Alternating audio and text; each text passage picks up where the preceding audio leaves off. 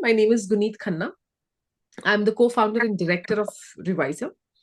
Um, Let me just, before we get into the SAT and the details of the program, I'll give you a quick brief on how the webinar has been structured. The first 30 minutes, we're going to talk about the SAT, ACT, and the AP exams, right? And in case you have any questions, please feel free to put them in the chat box on the right-hand side of your screen. We will answer all these questions towards the end. And at that time, you can unmute yourself and ask your questions as well, right? The idea here is to understand a high school student's journey from grade 9 to 12 and see how these exams fit into their academic path, right? So in this webinar, the main thing that you as students and parents, what you will learn is what do you need to plan and prepare for during this 4 years as far as the standardized tests are concerned, right? And then we'll do a little bit of a deep dive into the exams, and we'll also talk about the various tools you have available, right? But before we get into it, let me give you a quick brief about Reviser. Reviser is a high school learning support company. We work with students worldwide to help them achieve their academic goals. We start working with students as early as grade 8, and we work with them all the way up till grade 12. We help them in two main areas. One is academics, where we do subject tutoring for curriculums like Cambridge, which is IGCSE, ASNE levels, and IB, right?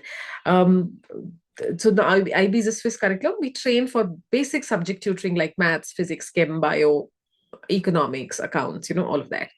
The second area that we work with students is the standardized coaching, right? Where we, for standardized tests, which is like the SAT, the ACT, APs, IELTS, and similar tests, right? Now, like I mentioned, we've been here for about 8+ years. We've worked with more than 4.5 to 5,000 parents and families, students and families. We are headquartered out of Bangalore, but the company is completely online, right? So let's first try and understand the undergraduate college admissions abroad versus India. Why do students need to take exams like the SAT or the ACT at all, right?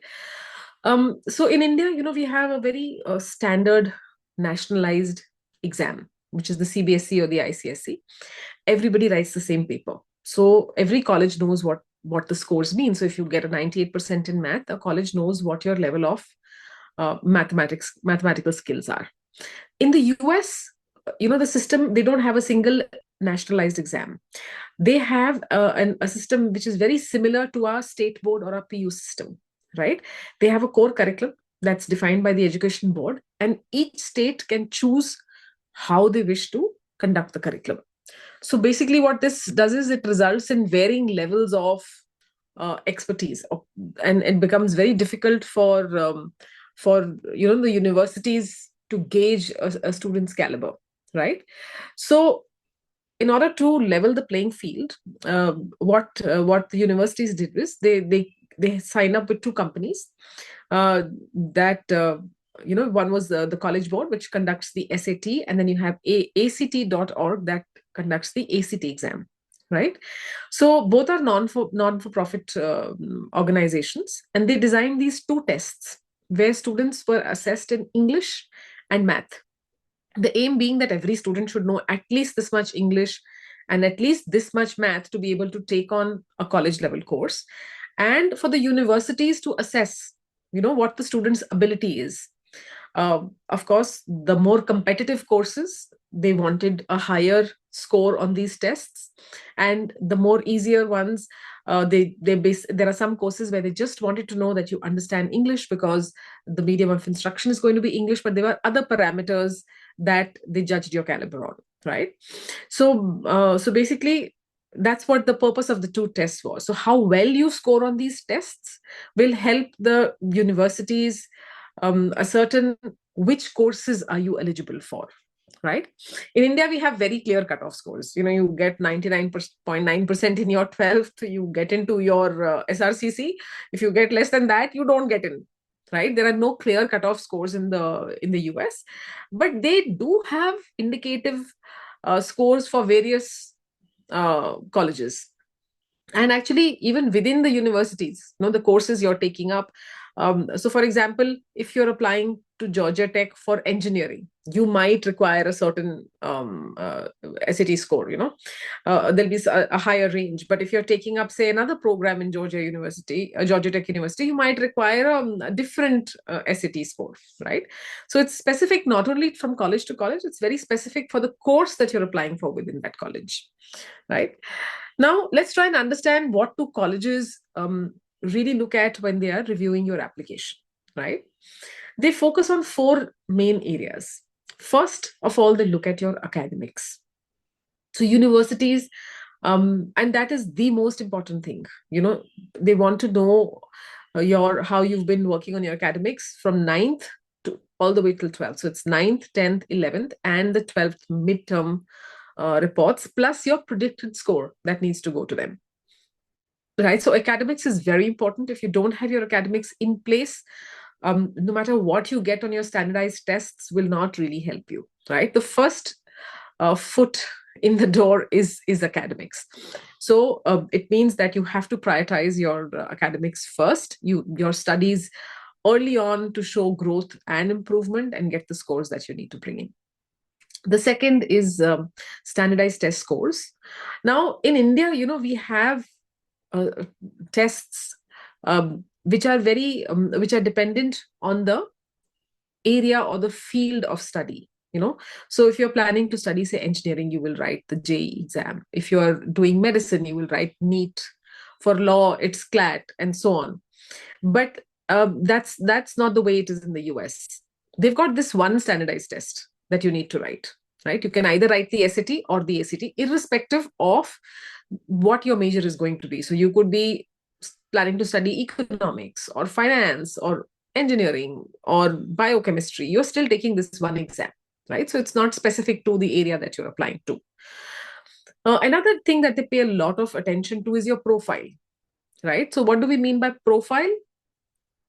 It's your area of interest and what have you done beyond academics or beyond school in that area of interest. So for example, if you are planning to study computer science, right, a well-rounded profile would show your passion and commitment, saying that you're taking part in relevant activities, like you could be doing coding projects, or you could do an internship, or you're in tech related clubs.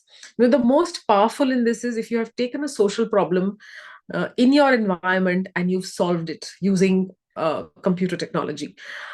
That goes a very long way, and that's what makes up your profile. So if you're staying, say, in a building and you have problems with, say, uh, you know food delivery within your complex, and you design something that you've designed an app that makes it simple for people to tell them when their stuff has arrived, and and you've created something like that and solved a problem within your environment, that goes a very long way. That's your profile. What have you done in your area of interest beyond academics, right? And one of the other things that they pay attention to is of course, your application process, right? Now, you'll be looking at various things. You'll be looking at uh, your application process, your letters of recommendation, and so on, right? But the most important of this, is the essays, right? um, Essays really, beyond test scores and grades, essays provide a window into your personality. you know they've given you a platform for you to share your experiences. What are your challenges? What are your goals? What shapes your unique identity, right? It humanizes your application, right? And the admission officers want to connect with you at a personal level. They want to see you at a personal level, right? So your essays really are the opportunity for you to stand out and make a lasting impression. So I would say, plan to improve your writing skills, invest time and effort, to write these narratives that authentically show who you are, right? Now, let's look at how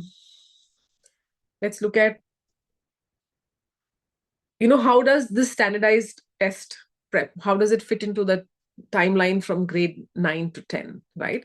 Um, of course, profile development is something that you'll start working on from ninth itself. So it's across 9th, 10th, 11th, and 12th. What could you be doing in grade 9? You could write the PSAT. Um, a lot of students write it to understand where do they stand globally. Um, and we'll get into this a little bit later as well. In grade 10, but I would recommend for those of you who are not very good with English, I would say start reading, a smaller art, putting time, like what we were talking about earlier with Harmeet, that start reading articles, start discussing them, promote things that would promote critical thinking, critical reading skills. If you have the time, I would say start with your SAT English prep, right? 9th or 10th is a good time to start the SAT English prep. You could also write your PSAT in grade 10.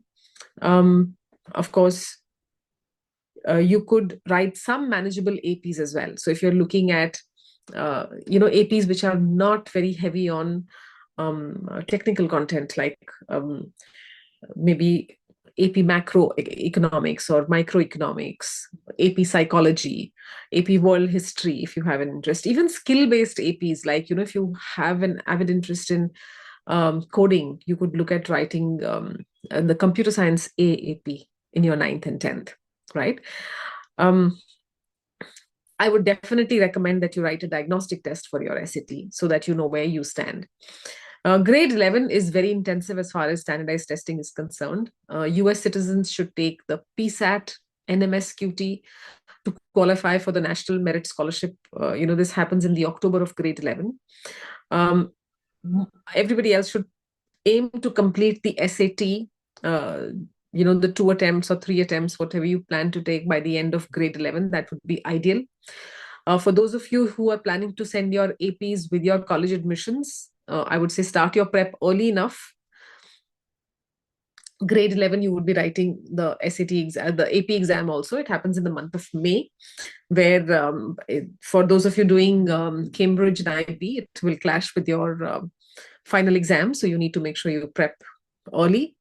So 11th grade is very crucial for standardized testing. So plan your schedule carefully. In grade 12, focus on completing your college applications. Having your SAT and ACT scores ready by this stage will be great, because it helps your college admissions counselors to make your list of universities well in time, especially for those who are applying for early decision or the application. Having your test scores in place. AP exams in grade 12, they are primarily for earning college credits, right? And we'll talk a little bit about that later. All right, so let's do a bit of a deep dive into the SAT and the ACTs. The SAT exam is conducted 7 times in a year. The next one is scheduled to happen in December. Then we have one in March, May, June, August, October, and November. Colleges have, it's very important to understand what is the right time for you to do the SAT. So prepping can take anywhere between 4 to 8 months, depending on how ready you are. So plan to take the SAT or the ACT exam when you don't have anything else happening, no major event happening, because the last month is very important and you need to really bump up your training, and you really have to be ready for the exam. So there's nothing else that should be taking up your mind space at that time. Now, looking at the test scores, so colleges have varying preferences when it comes to standardized test reporting, right? Some universities want the applicants to submit all of their scores for every SAT test or the ACT test that they've taken. Some allow you to superscore. That means you pick the best of English and the best of math across all the tests you've taken, and you only report those. And some universities want you to submit only your best score, but in a single exam, right? We advise that you don't take the SAT more than 2 times. If you're going to a very competitive university, maybe thrice. While there is no cap on how many times you can take it, it's advisable that you take it not more than 2 or 3 times max. Some universities are test optional. This means that students can choose to submit their scores if they feel it strengthens their applications, but they are not required to do so, right? Test optional policies really came into play during the pandemic when tests couldn't be conducted everywhere easily, right? Then you have the test blind universities, where standardized test scores are not considered. This means that test scores will not influence the decision making process for admission, right? Universities like the UCs are test blind. Now, some universities, usually the more competitive ones, mandate that you take the SAT or the ACT. So they will not accept your application without a test score, you know. And these are the more competitive ones, like I mentioned, like universities like MIT, Yale, Georgia Tech, Dartmouth, Brown, Harvard. They've all chosen to become test mandatory, right? So the decision to take these exams depends on the policies of the universities which you're applying to, right? So if you already have a final college list ready, and none of them require the SAT, you don't need to take the exam, right?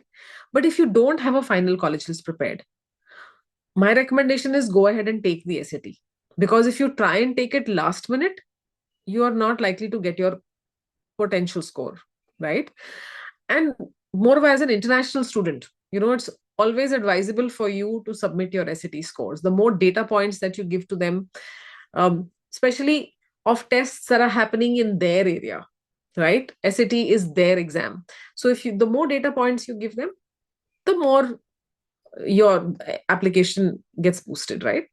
So unless you have a reason to say why you haven't done the SAT, it's a good idea to submit it, right? Also, another thing that you should note is that the acceptance of the SAT scores extends beyond United States. There are many other countries like Singapore, Canada, Australia, India that accept the SAT scores, right? If you've done something more difficult and you have gotten a higher score, definitely it goes a long way, right?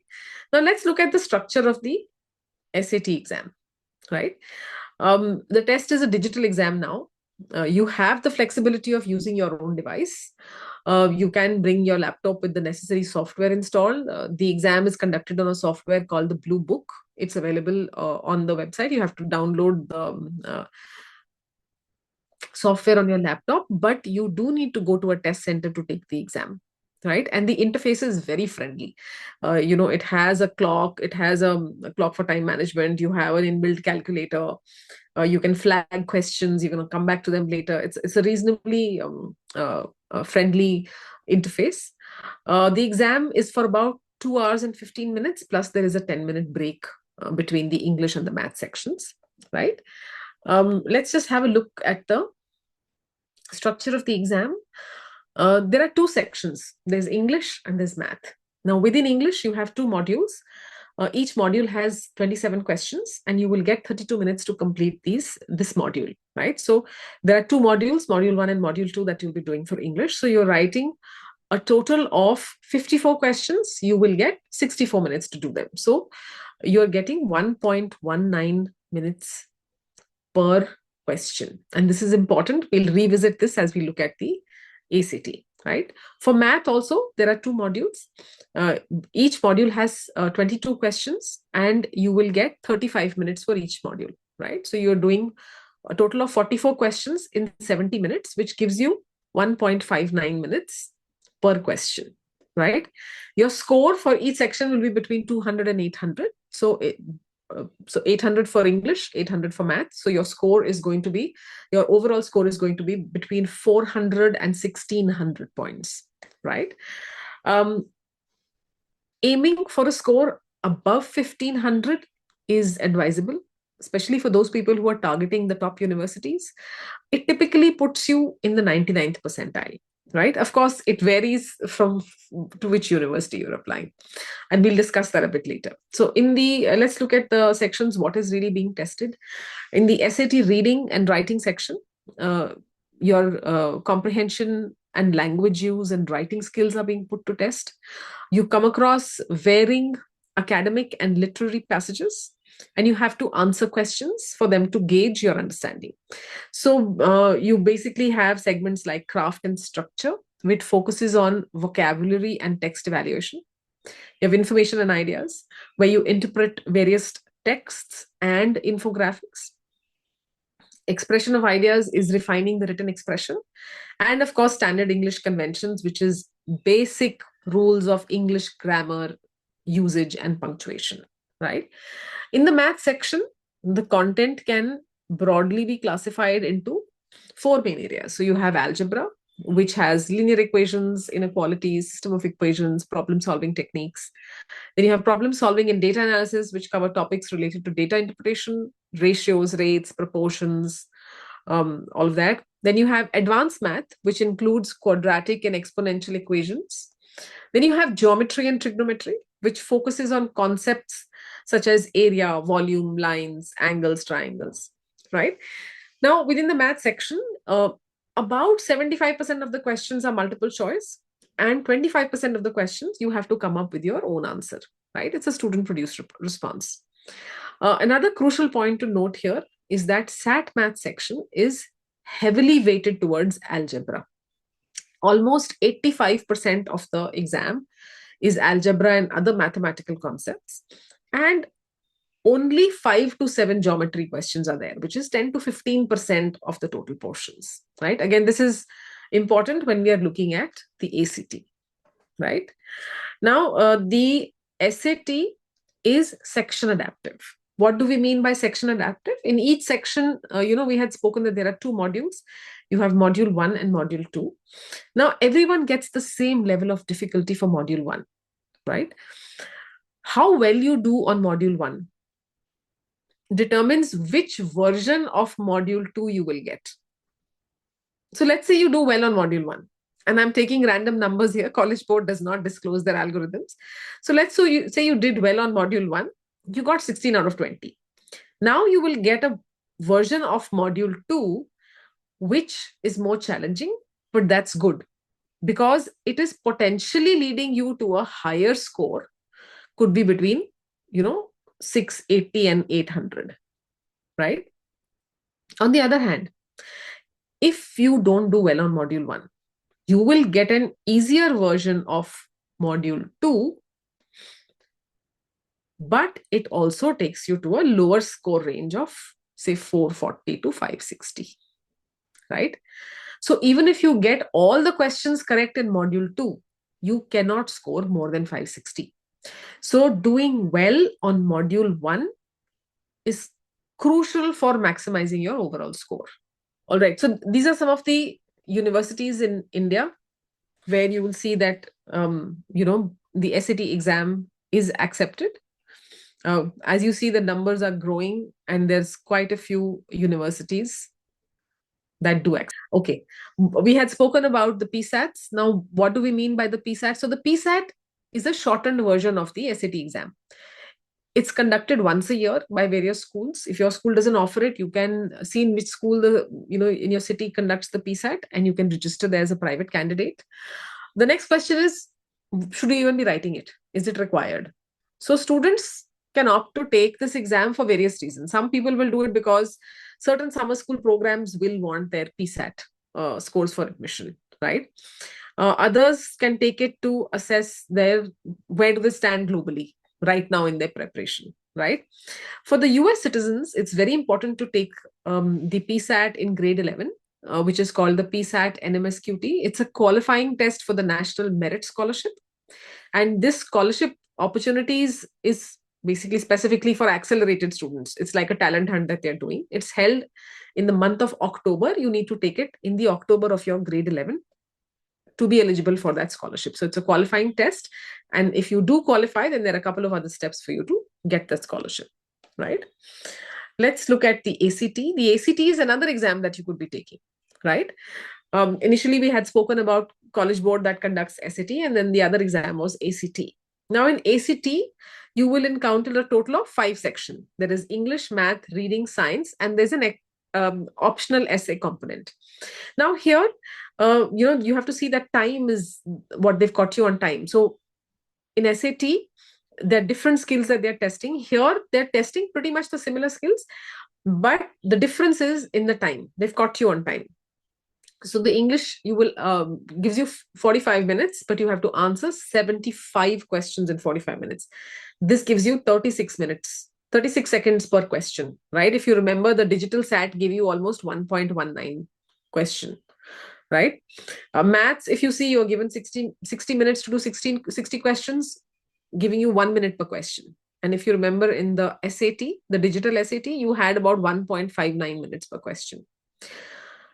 So in ACT, there is a significant time reduction by about 50 to 60% in the math section, right? The other difference is the way the content has been distributed.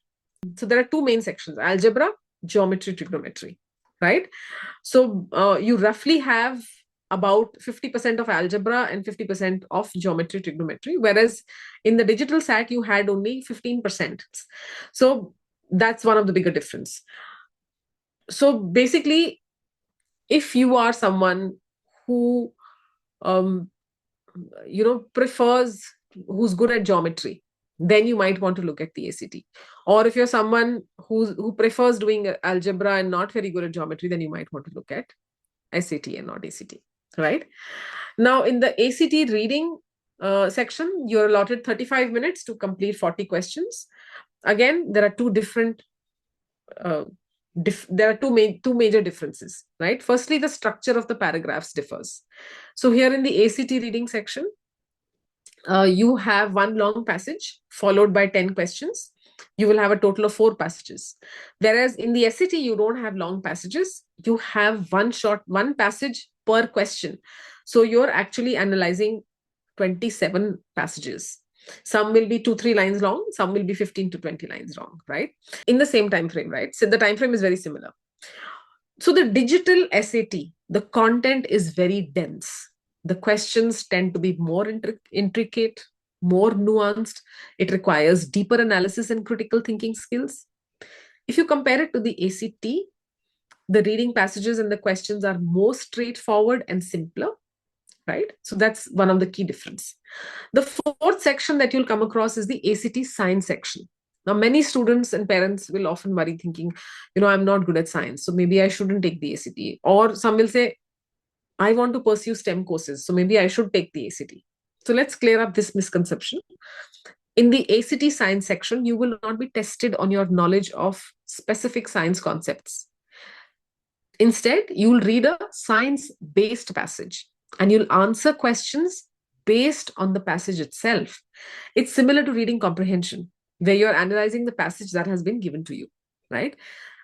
Of course, being familiar with the content is an advantage, but it's not necessary. You can't use any knowledge, any scientific knowledge that you have outside from, you cannot use anything that's given beyond the passage. So even if you know something from outside, you have to answer the questions based on this context, which is given to you here. The ACT essay is a optional component. It is scored separately on a scale of 2 to 12. You are given one prompt. You are given 40 minutes to write your essay. Basically, it assesses your ability to analyze a complex situation, develop a clear perspective, and support your ideas with relevant evidence, right? So while it is optional, it can provide colleges with insight into your writing skills and your critical thinking abilities. So basically, ACT questions are more straightforward. They have a direct style of questioning, but you have to solve more questions in a shorter time frame. You have to be really quick to solve these questions. So what you need to ask yourself is that, are you someone who's okay with more questions, less time? Or are you someone who doesn't mind complex questions, but with more time, right? Choosing between the SAT and the ACT can seem daunting, but there are factors to consider that can help you make an informed decision, right? Firstly, consider your strengths and weaknesses. SAT, like we spoke, requires critical thinking skill, critical reasoning skills. ACT is more direct style of questioning. That could be a factor. Secondly, think about the timing. SAT gives you more time per question, right? Which can be beneficial if you need extra time to think through problems. On the other hand, ACT is fast-paced, more questions, less time. So if you're good at working quickly and efficiently, the ACT might suit you. If you find math difficult, it's a better idea to take the ACT, because 50% of the SAT is math, right? ACT, there are 4 sections, only one is maths. So 25% is maths. So that could be a factor that you could be looking at. Also, the overall test duration. See, SAT is much shorter. It is 2 hours, 15 minutes. Whereas the ACT is a longer test. It's 3 hours plus the optional essay for 40 minutes. So what you have to do is you have to evaluate which format plays to your strengths and preferences. My advice is best to take a diagnostic test for both the exams. See which one feels more comfortable, which one gets you better results. Ultimately, the best test for you is the one that you can score better on, that allows you to showcase your abilities effectively, right? Following this webinar, you will receive an email from us containing a registration link for the digital SAT and the ACT diagnostic test. Please take these tests at your convenience and assess your current standing. See which test is better suited for you. And these are full length diagnostic tests, right? I mean, on to answers after you've been sitting down for 2.5 hours is very important, right? So the shorter evaluation is not something I believe in. So go ahead, take this. If you want, you can book a one-on-one consultation with us. We'll be happy to take you through the report and help you decide which one seems to be better suited for you. Again, this is a free of charge activity that we do, so you don't need to you don't need to worry about that. So let's quickly discuss our pedagogy. We've divided our program into 4 main phases. Phase 0, we begin with the diagnostic test to see what your current prep levels are. After this test, we offer a one-on-one free consultation with students and parents to discuss their scores and see and we'll provide you with tailored advice. What is the necessary preparation required on your SAT journey. There is no obligation for you to sign up with us after that. This is a free consultation that we do. After that, we have if you do train with the students who train with us, we have in phase 1 we have live online tutoring sessions, which is usually 35 to 40 hours for English and math.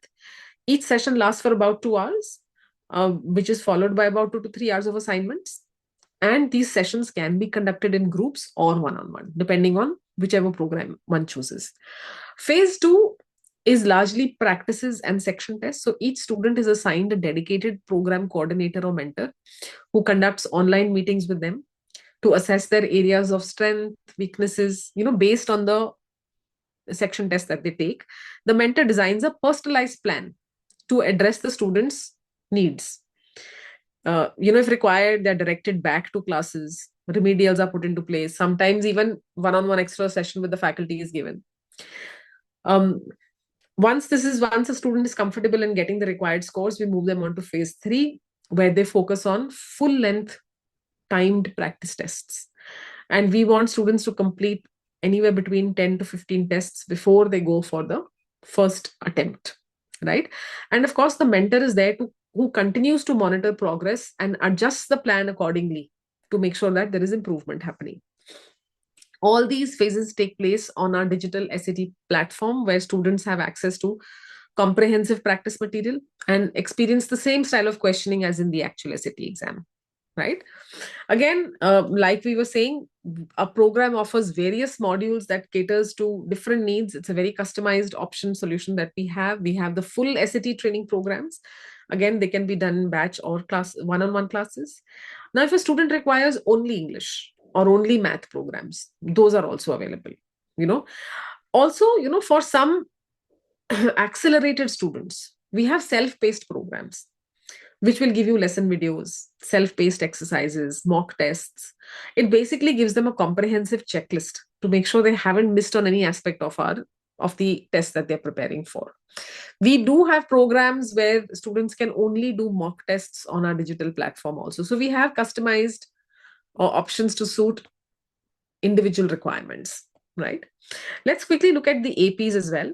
Now, what are AP levels? What is an AP exam?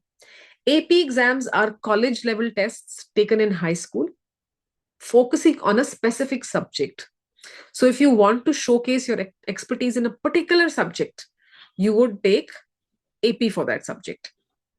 Like SAT and ACT is just a base level exam. They're only testing your basic English and math skills. APs are for a specific subject. Now, the caveat here is that AP exams are offered only once a year in the month of May. For those of you doing A levels or Cambridge or IB, you will also have your final exams in the month of May and June. So this overlap basically means that you need to plan your AP exam preparation well in advance to avoid any conflict with your school exams, right? College Board offers 30 plus subjects worldwide, almost 38 now. And you have about 20 plus, almost 28 subjects now offered in India, but every city does not offer every subject. So you have to see which subjects are available, and that will help you plan your studies better. Why should you take the exam in the first place? Taking AP exams requires a significant time and investment. So it's important to have a solid reason for taking an AP exam. So one of the reasons students take AP exams is to stand out in the college admissions process. Academic performance is a basic expectation. Colleges assume you're already doing well in academics. So to stand out, students might end up taking, an AP exam to stand out of the crowd. So if you've taken a standard level for a particular subject, you might want to do an AP and score well on it. Of course, students can also take it if they have not taken a particular subject in high school. So, for example, if you are a science student, but you plan to apply for economics and finance, then maybe taking an AP macroeconomics or microeconomics can demonstrate your proficiency in economics, right? And it also shows to a college that you have diverse academic strengths, right? You're not unidimensional. It's not like maths and science are the only things you can do well on. So it does highlight your ability to excel in various subjects, enhancing your overall application. Of course, you can do it for taking college credits as well. These are college level exams that you're taking now. So if you take them, you can earn credits. So if you were to take a particular, say, every college credit in the US costs you almost $1,000 to $1,500. And if you do well on a calculus BC exam, you could earn maybe as much as 10 credits, which is almost $10,000. And if you've taken 5 APs, that's about $30,000 that you could have possibly kind of gotten off your fees. So you could graduate early. Some students, because they have taken APs before they go to school, you also get advanced placement. You don't need to take the basic introductory courses. You have more time in your first semester. It can help you settle down easier into a new environment. Some students can even add on a minor to their program. Of course, AP exams can open doors to scholarships and awards also. So doing multiple APs and excelling on them definitely strengthens your college application and opens doors for scholarships. Now, another reason why I see a lot of people who take the AP exam is if you've not done well on a particular exam. So you might be writing the IB exams and the A-level exams. Let's say your 10th grade math exam didn't go very well for whatever reason. Now, taking an AP Calculus BC showcases your strength in that subject and almost tells the universities, that bad score that I got in grade 10, don't judge me on that. I'm actually very good in mathematics, and here is an exam that I've taken, college level exam I've taken in grade 11, and I've gotten a 5 on it. So that goes a long way as well, right? Let's quickly look at the structure of the exam. So there are basically, every exam lasts between 2 to 3 hours. It's divided into multiple choice questions, largely testing your knowledge, your understanding of the subject, ability to recall facts quickly, and then you have the free response section. Here you are writing a detailed essay style response, very similar to school exams. Basically, they assess your ability to analyze, synthesize information, and apply your knowledge in a very structured manner. This section does require higher order thinking skills, detailed written responses. So, you need to articulate detailed answers, which mean the AP exams are more rigorous and demanding. They're not only testing your factual knowledge, but they're also your ability to express your ideas effectively, right? So it is a complex exam. Let's look at the scoring. You have it's graded on a scale point from 1 to 5, 5 being the highest, 1 being the lowest. We would say aim for a 5 because this shows academic excellence and can strengthen your college application, especially if you're applying to a competitive university. A strong 4 is also a good score, can be impressive to colleges. It shows you're well prepared and capable of handling college level coursework. A score of 3, many colleges will recognize a score of 3 as a passing grade, which will earn you college credits. potentially save on tuition fee. So, colleges like UCs, UC Berkeley is very happy with a score of 3, right? Whereas Harvard will only accept an AP if you've gotten a 5. Um, for people who are not doing the IB or Cambridge curriculum, there are certain colleges, very few, but the competitive ones like Cambridge, for example. We were just in a conversation recently with when we met with the Cambridge people, and they said for anyone applying who's doing a national Indian curriculum needs 5 APs to apply for any course, not just a science-based course, but any course you need 5 APs to be able to apply to Cambridge. So that is some information which might be helpful. Now, AP Scholar isn't just a term for anyone who takes the AP exam. It's an honor awarded by the College Board. So to be an AP Scholar, you need to perform well on multiple AP exams, right? So APs,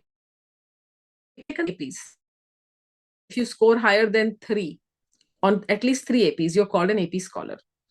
You're called an AP Scholar with honors if you have taken 4 AP exams and you've got in 4 exams you've got a 3, but you have a minimum average of 3.25 on all the APs that you've taken. So don't just randomly take an AP to say, okay, I want to just get the experience of taking an AP. Your average counts, right?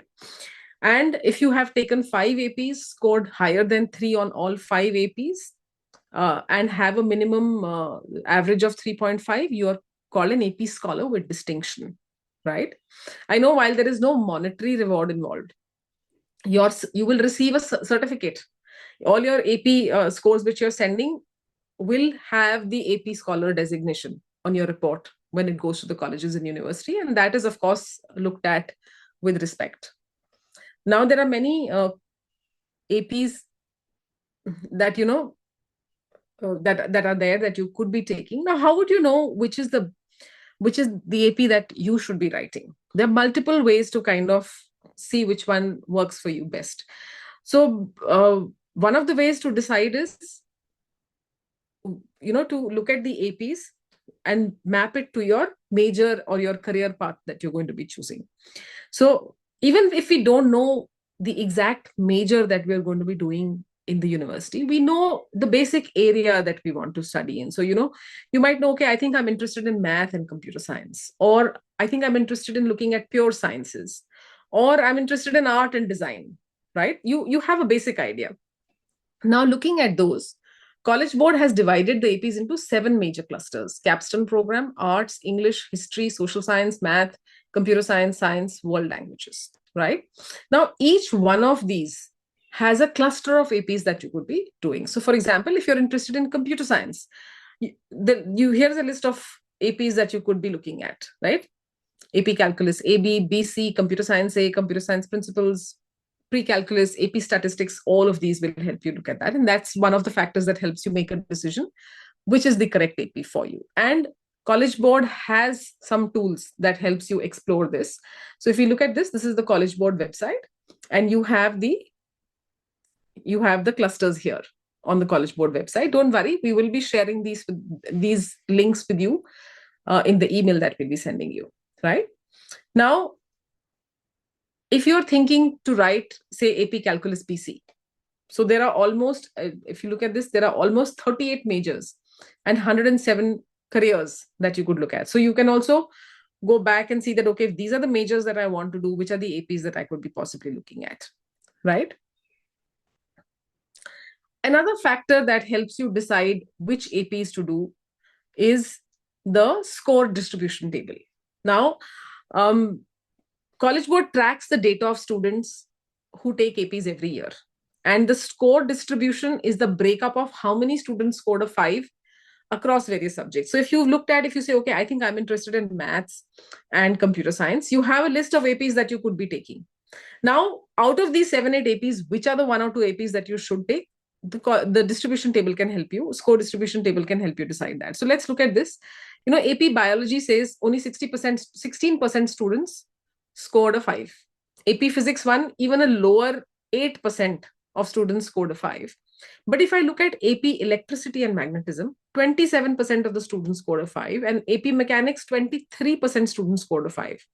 So basically, if I have to choose two APs in this cluster, I would perhaps want to choose AP electricity and magnetism and AP mechanics, right? If I look at computer science, again, if you look at this, AP calculus BC, almost 45% of students scored a 5. Statistics, only 17%.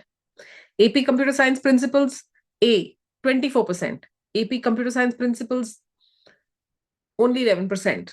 So on these distributions, if I was to choose two APs, I'd go with AP calculus BC and AP computer science A. If you look at the English vertical APs, I mean, clearly I would choose the AP literature and composition with a 13% success rate over AP English language and composition, right? So the inference that we draw from these tables is that it's better to take an AP where your chances of scoring a 5 are higher, right? Another one is to see the, you can look at the college credits, right? Which colleges offer you credits for, and then let's kind of go here and have a look at this. See, if I was to look at, say, Stanford University. All right, we were looking at AP Calculus BC. Now here, if I got a 5 in my AP Calculus BC, I would get 10 credits and I could skip Math 19, 20, and 21, right? There are 3 of these exams that I could skip, right? So again, we should also look at for those of you doing IB and A levels, please have a look at the college websites and see how much credit are they giving you. And I think we can quickly look at, I have opened the Stanford credit policy. Now, if you were to go here and see, we were looking at calculus BC. Let's just look. Okay. So if you have done the AP calculus BC, if you get a score of 5, you get 10 credits. These are the courses you can skip. But if I have done IB Math AA, I'm getting 6 credits in any case.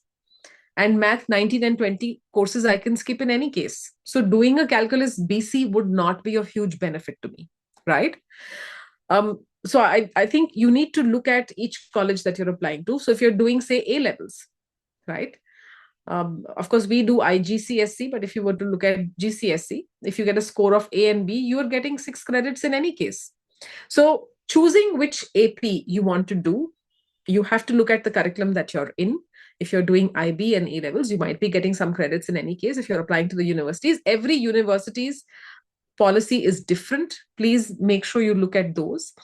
And the other aspect that you would need to look at is it aligned to your major?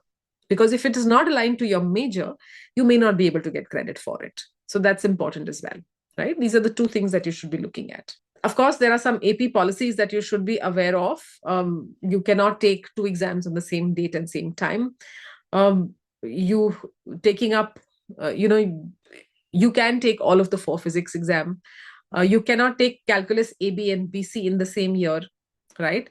Also, AP computer science principles, there is more than one step. You have a portfolio that you need to give in. Of course, it's a little more complex process. You should understand that fully before you decide to take that. Also, a thing to note is that the AP exams are going digital from the coming May. So some exams are going completely digital, some are going in a hybrid form. It's important to know those, and we can get into the details of that. You can reach out to one of us and we'll help you with that. The important thing that you need to note is that the registration of APs happens in the month of November, right? And I think it's going to wind up in the next 1 or 2 days. So if you are planning to take on an AP, it might be a good idea to register now. The exam might happen in the month of May, but the registration is happening now and it will close, right?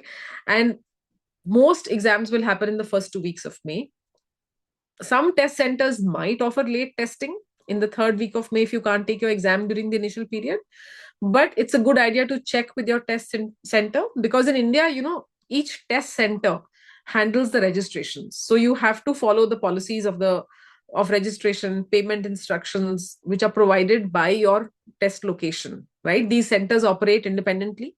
So their offerings, their deadlines, fees, policies might differ. Every year we see students who miss the registration for some reason. So some think that there will be a late registration period and they'll miss the initial deadline.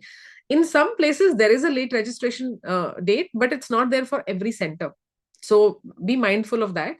Also some we've seen in the past that some people have payment related issues, especially if you're paying with credit cards. You may have paid right now, but if the thing bounces back, if the payment bounces back, you may not even be aware of it and your registration will get cancelled.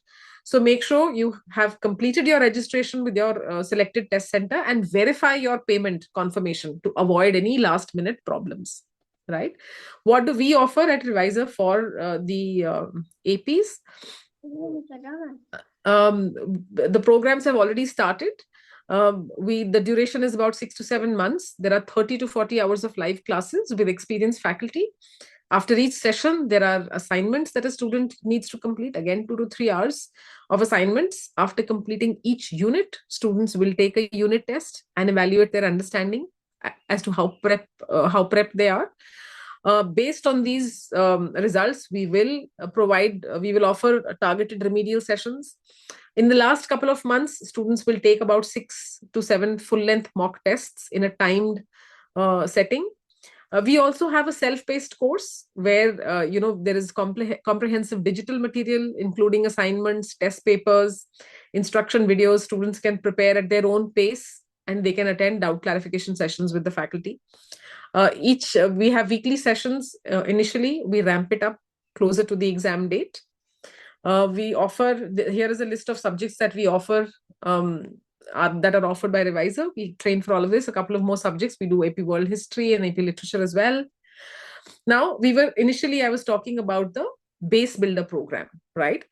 Now, about the SAT, what I want to, what we have seen in our 8 years of being here is that it can be very tough to score high on the English section or for the SAT, even the ACT. So if you haven't built a strong foundation, the College Board is largely testing what you've been reading, how you've been reading over the past 5 to 6 years. It's more than just skimming facts like we were mentioning, right? They want to know if you can really understand the details of the language, right? This means figuring out how an author uses words. What do they really mean? What can we infer from their writing? And remember, you'll be doing all of this under very strict time limits. So like I mentioned, if you have set a very strong base, if you're an avid reader, debating, MUN, you've already built a strong foundation. But if you haven't, I would say it's time to start reading and developing your critical thinking skills, right? Right away. Start exploring books, articles from different genres. After reading, have discussions about these articles with your friends and family to see how everyone interprets them. You will see that people have very different takeaways from reading the same piece of writing, right? And this will help you strengthen your own critical thinking skills, right? So keeping all of this in mind, we have designed the SAT English Base Builder program for students who are in grade 8, 9, and 10. Right? This program is specifically suited for students who are preparing to take the SAT training in, say, after their grade 10th, right? In grade 11. What is our aim? To equip students with the essential English skills that promote critical reading.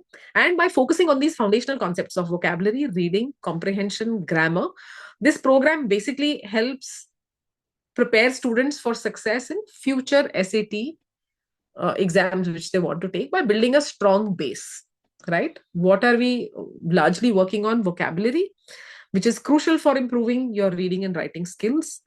Reading comprehension, of course, for the SAT, it is essential for SAT success. Students will gain exposure to variety of passages, including literature, historical documents, social sciences, that will help enhance their skills. They will learn effective strategies for skimming, annotating key points, critically analyzing arguments. And we've put in a few questions also at the end of each passage. So it's not that it's just the passage, but there are some questions at the end of the passages that reinforce comprehension. Grammar, of course, is vital for the writing section of the SAT, which is, I'm very specific about this because this is where the marks come in, other than math. It's very black and white. There is only one correct answer. It's not subjective. Definitely, we want our students to kind of gain their marks here. So the course consists of 40 weekly sessions. Um, each session targets a bit of vocabulary, reading, some comprehension and grammar. And every session will introduce some new concepts and techniques, right? Making sure that the students have a comprehensive approach to learning. So even when they start reading the books that they should be reading, this will give you the skills that you need to use when you're reading those books and articles. I'd like to share some of our outstanding news about our students' performance on the AP exams in 2024. I'm proud to announce that 80% of our students achieved either a 5 or a 4 on their AP exams. Our students have impressive SAT scores as well, with the highest, I think, being 1590. We average at about 1450. This is what our students have to say. I think this is what I would like to have said in the presentation. I'm free to take any questions and answers. I think we have overshot our time a little bit. I'll start taking the questions from the chat section, and then you can feel free to unmute yourself and ask questions as well. Okay, what about the IB exams? Will also help in maximizing chances? Is there a training for it? Train for all quite a few subjects: maths, physics, chem, bio, economics, accounts, a bunch of other subjects. So please feel free to get in touch with us. Is this for Germany? Again, very college specific. If you're applying to UK and Canada, most places it's not mandatory, but does it help? For quite a few universities, I know of students who have managed to get a scholarship because they have high SAT scores. So it completely depends on the college that you're applying to. I missed the beginning. Okay, I've put up a form here for you all to fill up. We also have a WhatsApp group. In case you're interested, you should join the group. We keep posting information about deadlines and what are the programs that are coming up, training programs, crash courses that we have happening at Revisor. If you are interested in information like that, you can join there. If you missed the beginning, we can you just fill out a form with what your requirement is? We'll send you a link of the recording of this webinar or another webinar that we've had, and you can kind of go through that. So there is a form here. Again, the SAT WhatsApp group is what I would recommend that you join. A lot of information that we are posting there, right? Any other questions? You can unmute and ask your questions as well. I'll be more than happy to answer. What is the path forward if I want to start preparation for the SAT after March 10th exam? My daughter hasn't given any diagnostic test. Okay, so the first thing would be we will be sharing with you the diagnostic test, the email that will have a diagnostic test for the SAT and the ACT. I think especially for students who are doing the ISC curriculum and the CBSE curriculum, my recommendation is please do take the ACT. I see more students scoring higher on the ACT than on the SAT. With the SAT, we have to understand you can either do critical thinking or you cannot, right? It takes many years to build that process. There isn't a silver bullet there. But the ACT is not like that. You practice more, you can do better on the ACT, right? The more you practice, the better you get. So my recommendation is please do both the exams, the diagnostic test, call in for a consultation. We'll be more than happy to sit with you and take you through it. Is the ACT more focused for science students? No, actually it's not. The science part that you have there is basically reading comprehension. It's just that the passage is based on a scientific concept. You cannot use any scientific knowledge from outside to answer that question. You have to use it. You have to use the information given in that passage only. But please do keep in mind that the ACT is changing its format starting, I think, September of next year. So if you want to take the ACT, I would recommend that you finish your attempts well in time, well before the change. We don't know exactly what is going to change. We don't have an idea of whether they're changing the questions. They haven't indicated. They've said they're changing the format. The test is becoming smaller. It's going to become very similar to the SAT, but we don't know how much of that change is going to happen. So it's a double-edged sword. Sometimes the first 3-4 exams are really easy. but it can be a gamble because nobody is going to be very aware of the format till the very last minute. So there'll be limited material to practice on. So I would recommend, if you're planning to write the ACT, get it out of the way well in time. By middle of next year, please finish your ACT attempts. Like I mentioned, the ACT is not focused on science. Do we need to do a course for ACT and SAT? Okay, so Zakia, the diagnostic test will tell you how prepped the student is. If they are getting a fantastic score, no, you don't need to. There is enough free material on the College Board website as well as Khan Academy. They have enough and more material. Only if you're not scoring where you need to be scoring. So if you do the diagnostic test and you're getting 1450 and that is your target score, then I don't think you need to practice for it. Just do the free tests which are there on the College Board website, you're good to go. But if you get a 1300 and you're aiming for a 1500, then yes, work needs to be done by the student. Either he does it with us, by himself, on his own, it doesn't really matter, but the student has to put in the work, right? Please share the link. Yes, absolutely. Okay, so we are also going to be having a session with the college counselor on the 24th of November. We have added a form here. Please fill out that form. You can ask the college counselor any questions that you have.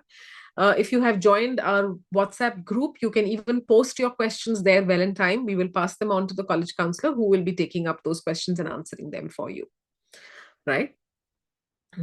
How do you appear for a diagnostic? It's an online link. We will give you a login credential. You can sign in on our platform and then you will have to take the test online. Are these exams for basic knowledge of science and math or in-depth details? No, these are basic. I mean, 10th, 11th grade math. It's not like a whole lot of math, but yes, it does require 10th, 11th grade math. The English, while for the US citizens, it might end up being normally what they are doing. For our students, it's quite challenging. It's very tricky. It's not very straightforward. Even as adults, when we are answering these questions, believe me, it can really put you in a fix. Kanu, Mr. Kanu, you can Kanu, you can please you will be getting an email ID from. If you can just fill out this form, we'll be sending you a diagnostic test link, and you can take the exams online. Right? What is the syllabus for the diagnostic test? Is it 10th or 11th standard? So it's mostly 10th grade math, with some bits from 11th grade as well. But I'd say 20 to 30% from 11th grade, but 70% is 10th grade math. Like I said, the English is the one that, is difficult to score on. Math, somehow our Indian kids seem to do well on. The more you practice, the better you get at it. The style of questioning is slightly different for CBSE and ICSE students. But having said that, some of my highest scorers have been CBSE and ICSE students. So, I wouldn't want to differentiate. Can I take these tests after the 10th boards of 2025? Yes, absolutely. We'll be sharing the test links with you. You can take them at your convenience whenever you're ready. I'll put my numbers here up for you. We have our numbers here, or you can take our numbers from the website as well. Once you have taken the diagnostic test, feel free to reach out to us, and we are more than happy to have a one-on-one consultation and take you through the test reports. Though the test reports are quite self-explanatory, but we are more than happy to have that consultation and take you through it. Okay, I've got a personal message here saying,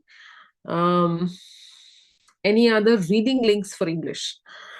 Yes, actually, one of the best books for English, one of the best authors I find is Erica Meltzer. If you're starting from the basics, she's the best because she has divided it almost into every section, every topic. They're great books. You get them on Amazon. If you just fill out the form, I'm more than happy to send you the links of the books that you should order. For the tests and the exams, we have tests that you can take. We also have self-paced programs which will give you the lesson videos as well as the material. You can only take the material if you don't want to take on full tests. Otherwise, I find that the College Board tests that they have put on the portal are slightly easier. They're actually quite easy as compared to the actual tests that are happening. Maybe you could pick up a book of Princeton Review if you want to do it from a book. Princeton Review material is reasonably close to the test. Not exact, but reasonably good. I joined late. So is the IELTS exam compulsory? Okay. That's really an answer question for your college admissions counselor, but for the colleges, it may not be. I know there are many colleges that say that if you have done your A levels and you've done your English and IB at a certain level, you don't need to write the IELTS exam. But um, I know that there have been a lot of students who have been turned away from immigration when they were on the way to college, after having a college acceptance, after having everything, who were denied entry based on the fact that they had not taken the IELTS exam. So they had to come back. And this is the Indian immigration, right? So they had to come back and write that exam and go later in the next semester or the next this thing. They had to defer the admission. So in my opinion, please take the IELTS or the TOEFL, whichever exam it is, not so much for the college admissions, but more for immigration, to make sure that you don't get sent back from the airport, right? I hope that answers your question. All right. If there are no more questions, thank you so much for joining in on a Sunday morning. If you have any Hi, questions ma'am. for us, yeah, hi, please go ahead. Yeah.